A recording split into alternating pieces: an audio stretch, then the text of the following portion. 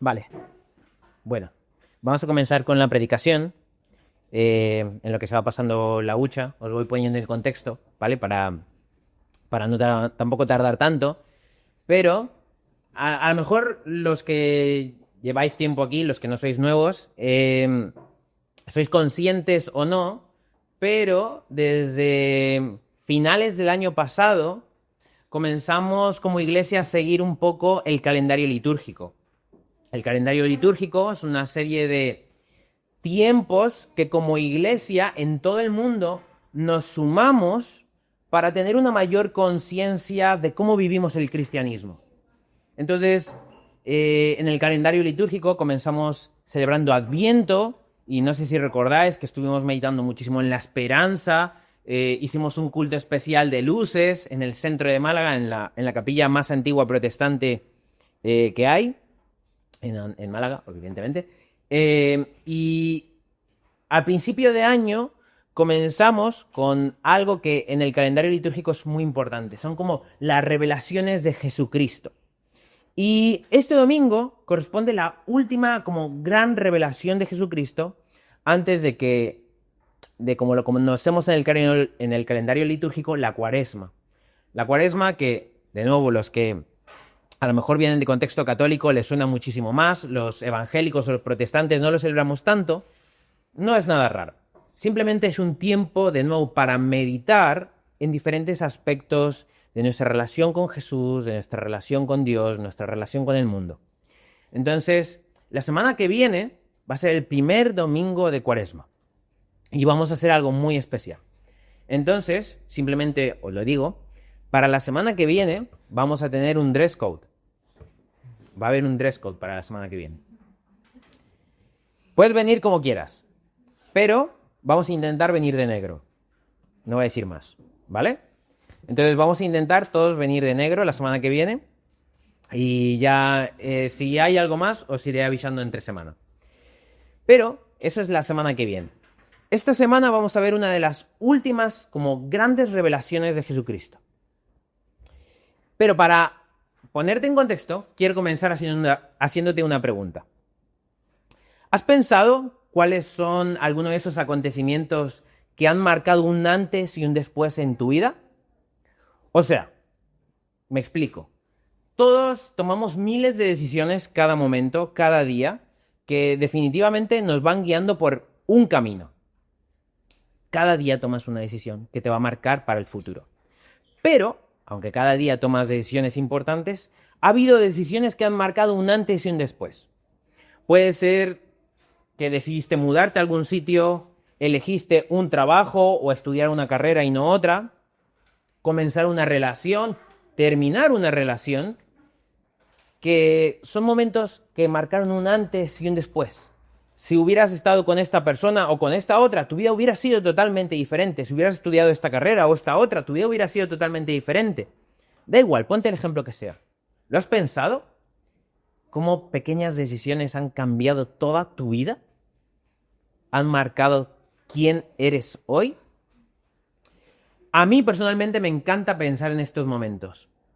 Pero algo que también me encanta es darme cuenta que hay momentos que han sido un antes y un después en mi vida, pero que no han sido llamativos, que han sido sumamente sutiles.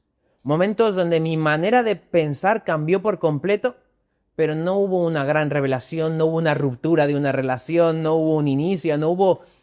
No, simplemente fue un clic que hice.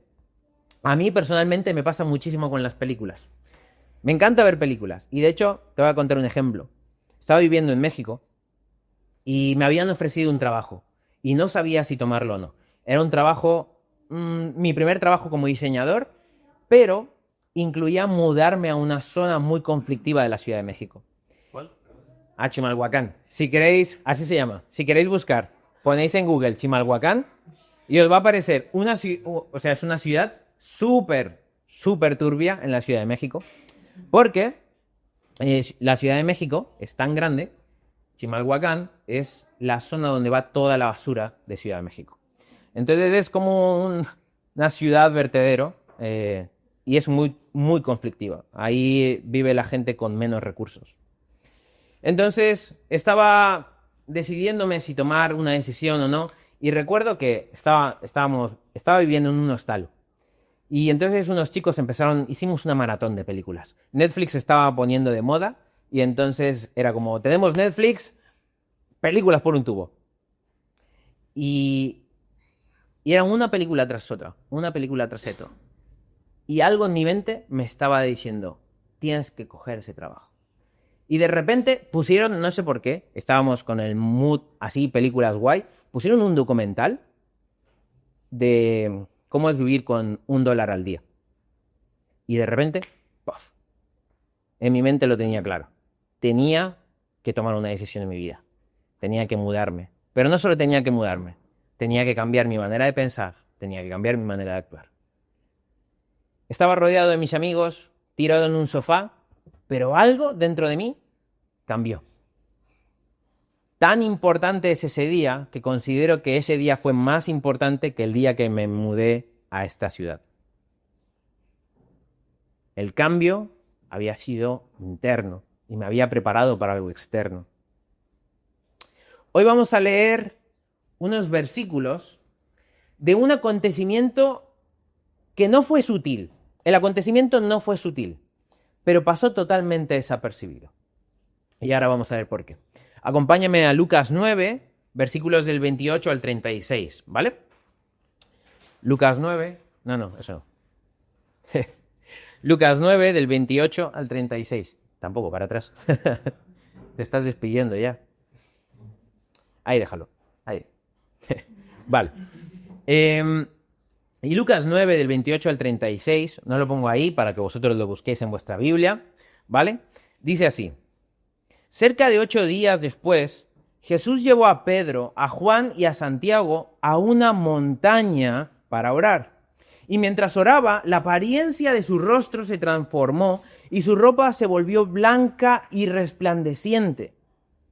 De repente aparecieron 2 hombres, Moisés y Elías, y comenzaron a hablar con Jesús. Se veían llenos de gloria y hablaban sobre la partida de Jesús de este mundo, lo cual estaba a punto de cumplirse en Jerusalén. Pedro y los otros se durmieron. Cuando despertaron, vieron la gloria de Jesús y a los 2 hombres de pie junto a él. Cuando Moisés y Elías comenzaron a irse, Pedro, sin saber siquiera lo que decía, exclamó: Maestro, es maravilloso que estemos aquí. Hagamos 3 enramadas como recordatorio para ti, una para Moisés y otra para Elías. Pero no había terminado de hablar cuando una nube los cubrió y mientras los cubría se llenaron de miedo. Entonces desde la nube una voz dijo: Este es mi hijo, mi elegido. Escúchenlo a él. Cuando la voz terminó de hablar, Jesús estaba allí solo. En aquel tiempo no le contaron a nadie lo que habían visto. Imagínatelo. ¿Te puedes imaginar un momento la escena? No te pongas en la piel de Jesús, a lo mejor es más difícil, ponte en la piel de Pedro, de Juan y de Santiago. ¿Cómo reaccionarías tú? Piénsalo un momento. De repente ves a tu maestro, empieza a brillar, ves a Moisés, ves a Elías.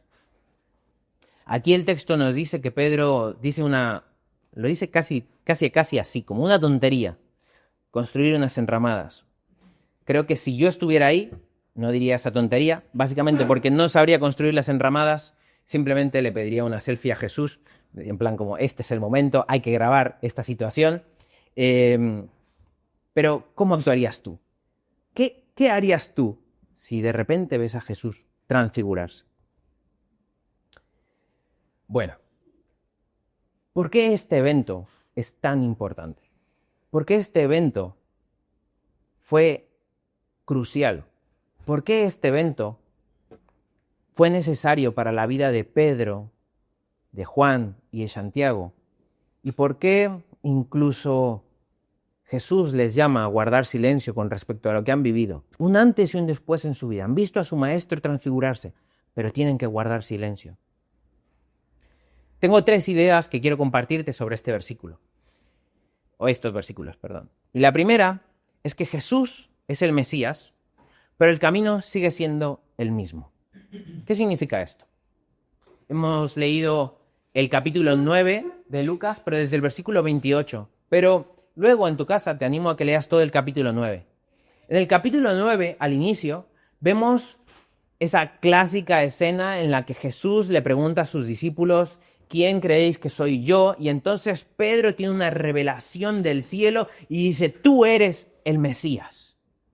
Entonces Jesús les dice: muy bien, te reveló el cielo que soy el Mesías, ahora no digas nada. ¿Qué implica esto? Esto es necesario para entender por qué Jesús luego se transforma. Cuando Pedro recibe la revelación de que Jesús es el Mesías, primero debemos entender qué significa que los discípulos, en concreto que Pedro, haya entendido que Jesús era el Mesías. La figura de el Mesías, o en griego Cristo, por eso decimos Cristo Jesús, Mesías y Cristo es lo mismo, uno es en hebreo y otro es en griego.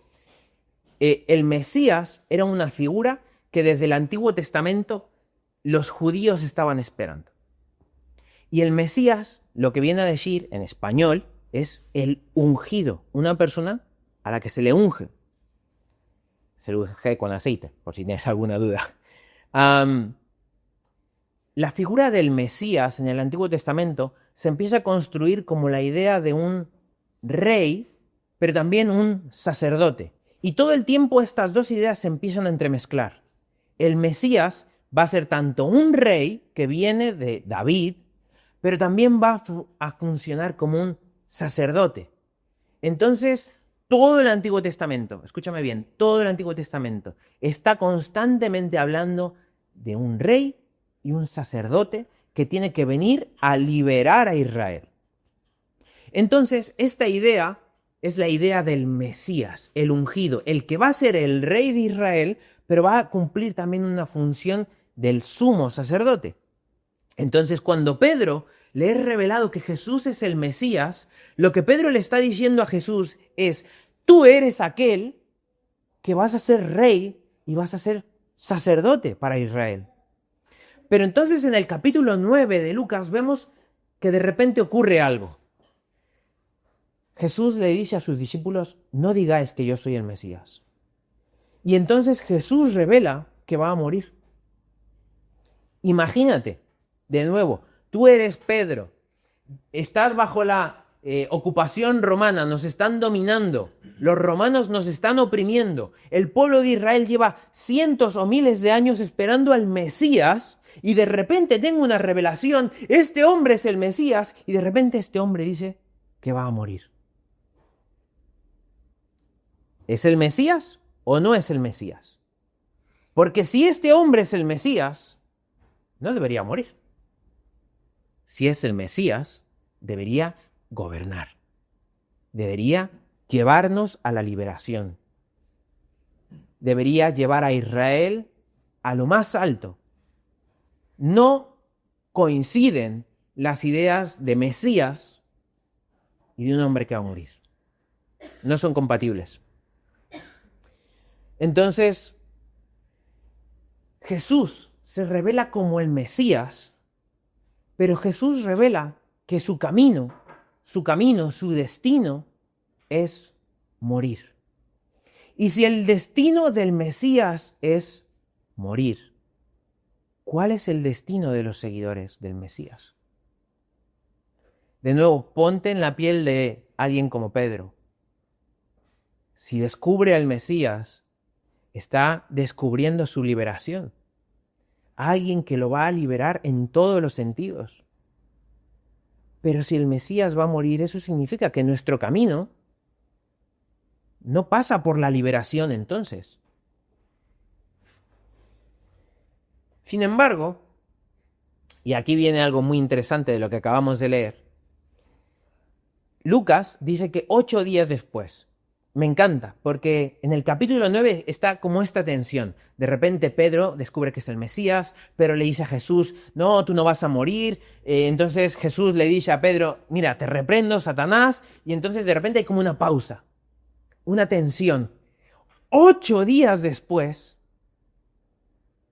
Jesús le dice a sus amigos que lo acompañen a una montaña. Y esta es mi segunda idea con el versículo. Todo éxodo pasa por la montaña.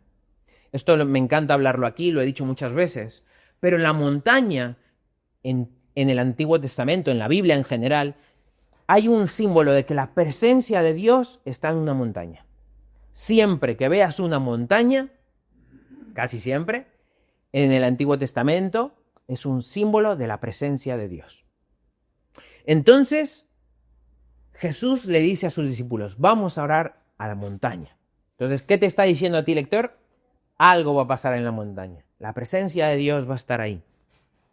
Y entonces, Lucas nos dice que suben a la montaña y que Jesús empieza a transformarse, a transfigurarse, su ropa se vuelve blanca y él empieza a brillar. Muchos teólogos escriben que esto es una clara señal de cómo Jesús no solamente se está identificando como efectivamente Dios, sino también que al vestir de blanco en esta montaña está asumiendo su posición como sumo sacerdote. Para colmo, de repente nos dicen que aparecen Moisés y Elías, los representantes por excelencia de la ley y los profetas. Entonces vemos que ahí arriba, en una montaña, el que ha sido revelado como el Mesías, toma una posición gloriosa, toma una posición de sumo sacerdote, toma una posición en la que el Antiguo Testamento, o sea, las personas que son los referentes, están ahí con él.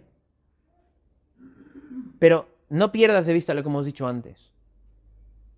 En este momento tan glorioso, tan único, tan esplendoroso, 8 días antes Jesús ha dicho que va a morir.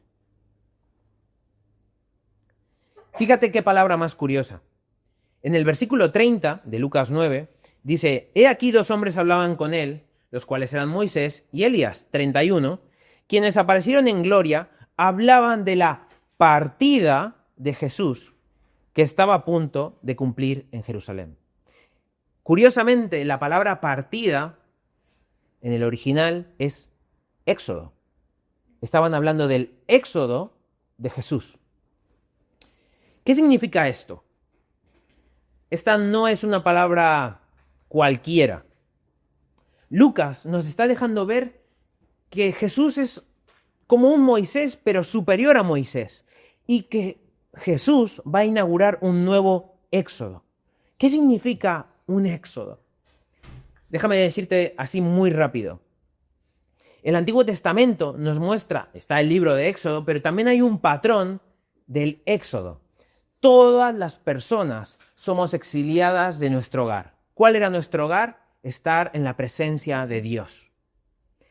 Al pecar somos expulsados de ahí y desde entonces todo ser humano está en un camino por el desierto para regresar a su hogar, a ese jardín donde habitar con su Padre. De hecho, el libro de Éxodo es el ejemplo perfecto de un pueblo que era esclavo y caminan por el desierto hasta llegar a la tierra prometida. Israel estaba en un éxodo. Y aunque Israel llega a la tierra prometida, muy curiosamente, una vez que llegan a la tierra prometida, los profetas empiezan a decir, nos falta mucho para llegar a la tierra prometida. Esto solo es un pequeño parón. No hemos llegado a la tierra prometida. La tierra prometida es cuando habitaremos con nuestro Padre. Entonces Israel estaba en un éxodo. Los apóstoles estaban en un éxodo. Nosotros, lo sepas o no, estamos en un éxodo. Jesús estaba en un éxodo. Pero, como bien nos enseña el libro de Éxodo, el camino por el desierto, muchas veces Dios nos permite pasar por la montaña. Quédate con esta idea. Toda tu vida va a ser un camino por el desierto hasta llegar a tu hogar. El desierto no es fácil, en el desierto se pasa mal. Pero Dios permite que en medio del éxodo pasemos por la montaña. ¿Por qué? Porque en la montaña, en la presencia de Dios, se nos permite ver la meta. Sobre los versículos que acabamos de leer, déjame decirte lo que entendieron los padres de la iglesia. Orígenes dijo: la transfiguración es el símbolo de lo que acontecerá después del mundo presente. Cirilo de Alejandría dijo: puesto que habíamos escuchado que nuestra carne resucitaría, pero ignorábamos de qué manera, transfigura el Señor su carne para ponernos el ejemplo de su cambio y para reforzar nuestra esperanza. ¿Qué significa esto? De nuevo, ponte en el contexto de Pedro. Este es el Mesías dice que va a morir. ¿Dónde está la esperanza ahí? Seguramente para Pedro, para Juan y para Santiago, el momento de la transfiguración era necesaria para no perder la fe. Jesús les permite subir a la montaña, ver todo su poder para confirmar que están en el camino correcto. Efectivamente, Jesús es el Mesías. Efectivamente, Jesús va a morir. Pero después de su muerte, eso que hemos visto es lo que a Jesús le espera y lo que a nosotros nos espera. En la montaña, a estos discípulos se les permitió ver un trocito de lo que vamos a llegar a ser. Se les permitió tocar un poquito del cielo. Sin embargo, aquí en Lucas 9 se nos da una indicación muy buena. Pedro, el buen Pedro, un hombre impetuoso, en ese momento en el que descubre a ese Mesías transfigurado, ve a la figura de Moisés, ve a Elías, Pedro, que es impulsivo, dice: vamos a construir enramadas, que en otras palabras, enramadas es templos. Vamos a construir 3 pequeños templos. Tienen todo el sentido del mundo. Están en una montaña, están viendo aquí la gloria de Dios, templos. ¿Por qué? Porque toda gloria de todo Dios, toda cosa milagrosa, en aquel momento habita en templos. Eso es en todo el mundo antiguo. Pero Jesús no le dice nada a Pedro. De repente, una voz del cielo dice: escúchenlo a él. A mi hijo, escúchenlo a él. Es muy fácil que cuando hay momentos de revelación, pensemos que esa es la meta. Pedro, me imagino, que en un momento se ve en tal posición en esa montaña que piensa que esa es la meta. Ese es el lugar donde construir un templo, ese es el lugar donde habitar. Pero lejos de eso, una voz del cielo le dice a Pedro: escúchalo. ¿Y qué es lo que Jesús dice? Hay que bajar de la montaña. La montaña no es la meta. La montaña solo es un pequeño respiro de esperanza que nos permite ver la meta. Pero la montaña no es la meta.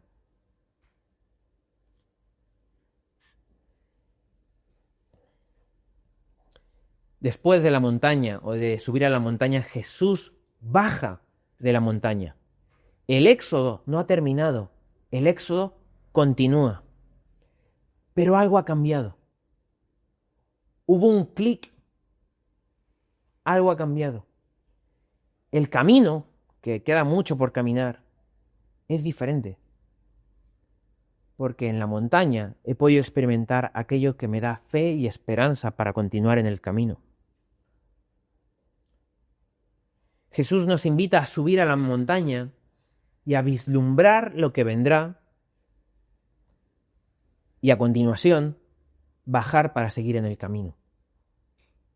De hecho, me encanta porque en el versículo 9, cuando Jesús baja de la montaña, ocurre algo precioso. De repente hay un niño que está endemoniado. Y Jesús va y lo libera. No es una cosa arbitraria, tiene todo el sentido del mundo. Es tan importante subir a la montaña, pero que cuando bajes de la montaña baje contigo. Me explico. Estos discípulos, no sé por qué razón, solo 3, la verdad no lo sé, es muy difícil saberlo, pero sabemos que era necesario que subieran a la montaña, era necesario que vieran lo que vieran, y era necesario que guardaran silencio. Pero ese momento en la montaña les transformó. Ese momento en la montaña les permitió seguir. Y de hecho, en las epístolas que más tarde escribirían Juan y Pedro, vemos referencias a este momento. Vemos cómo este momento les caló profundo.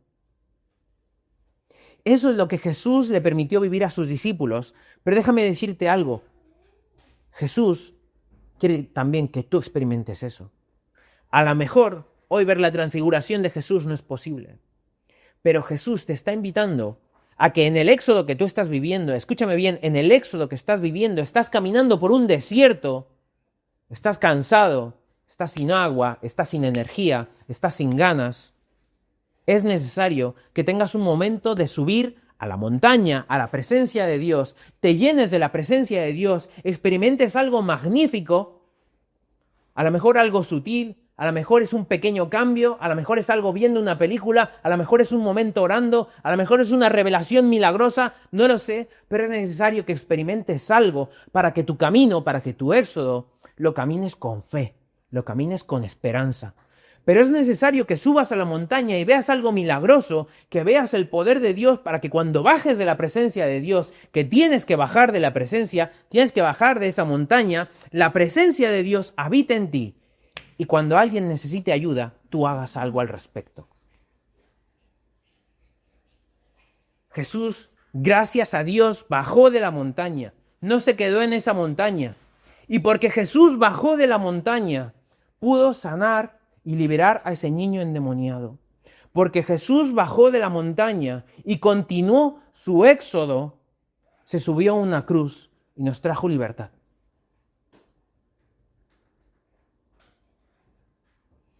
Porque esos discípulos bajaron de la montaña y continuaron con Jesús, se volvieron en las personas que comenzaron la iglesia. Y ellos sanaron a otros, ellos liberaron a otros, ellos trajeron esperanza y revelaron a Jesús. Todos nosotros somos discípulos de Jesús. Todos nosotros necesitamos continuar la obra de Jesús. No puedes continuar la obra de Jesús sin llenarte de Jesús primero.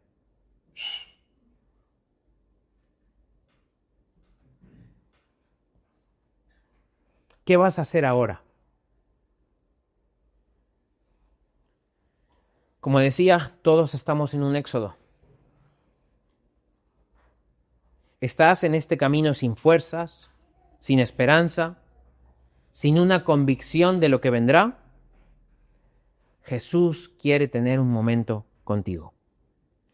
Jesús quiere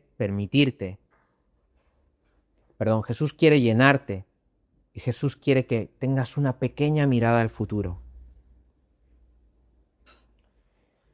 En el éxodo, de nuevo, te lo repito, en el éxodo es necesario pasar por la montaña, mirar la meta y bajar de la montaña, pero con la montaña dentro de ti, con esa presencia dentro de ti.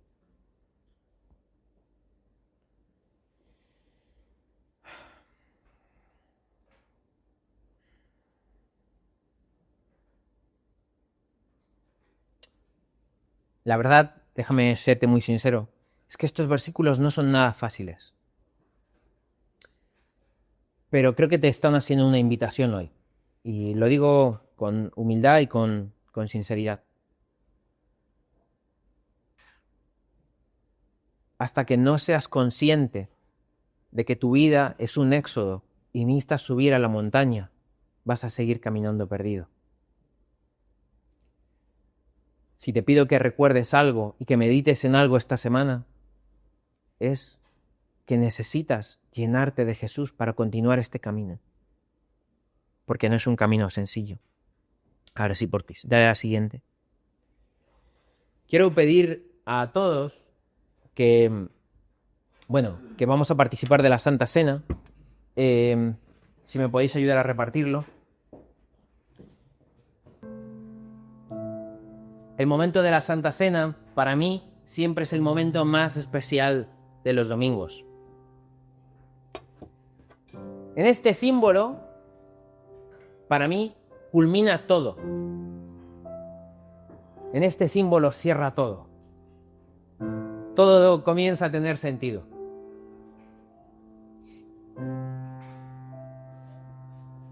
De nuevo, imagínatelo por un momento.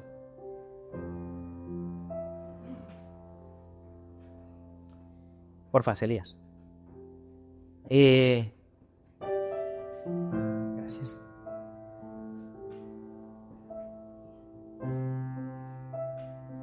Imagínate por un momento ese Pedro que está con Jesús en la Santa Cena. Uf. Jesús está diciendo que sí, que me voy a morir, que es verdad, que me voy, pero os dejo esto, os dejo un pacto, un nuevo pacto, os dejo este símbolo de que vais a tener que repetir hasta que yo regrese. Y no sabemos qué es lo que pensaría Pedro, pero a lo mejor Pedro podía recordar lo que vivió en esa montaña y decir, esto será cuando Él regrese. Esto será cuando Él regrese.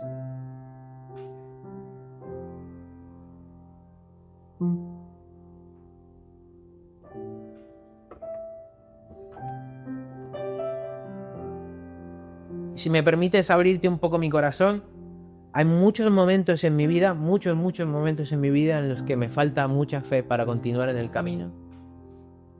En los que parece que ser cristiano cuesta mucho. Conservar la fe cuesta mucho porque tengo enfermedades, tengo luchas, tengo crisis, tengo una identidad rota, tengo miedos, tengo inseguridades. Y en los momentos donde he querido tirar la toalla, que han sido muchos y seguro que vendrán más, son esos pequeños momentos donde algo, en mi caso te voy a decir algo sutil en mi vida cambió. Pequeños encuentros con Jesús que he tenido que por más poca fe que tenga, sé que eso fue real.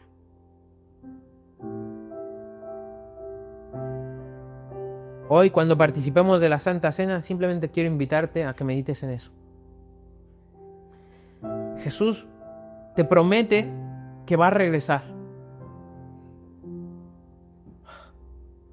Pero Jesús nunca se ha ido, tampoco. Está contigo, está habitando contigo. Lo sientas o no lo sientas, Él está contigo. Su presencia está en ti. Y quiere tener encuentros contigo para que tengas la fe necesaria para aguantar hasta que Él regrese en forma completa.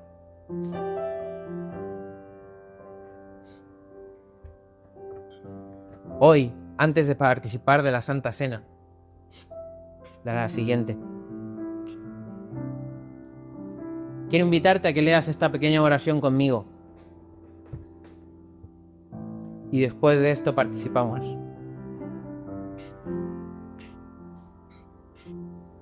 Léela si te sientes con ganas de leerla. Si no, no te preocupes, la leo yo.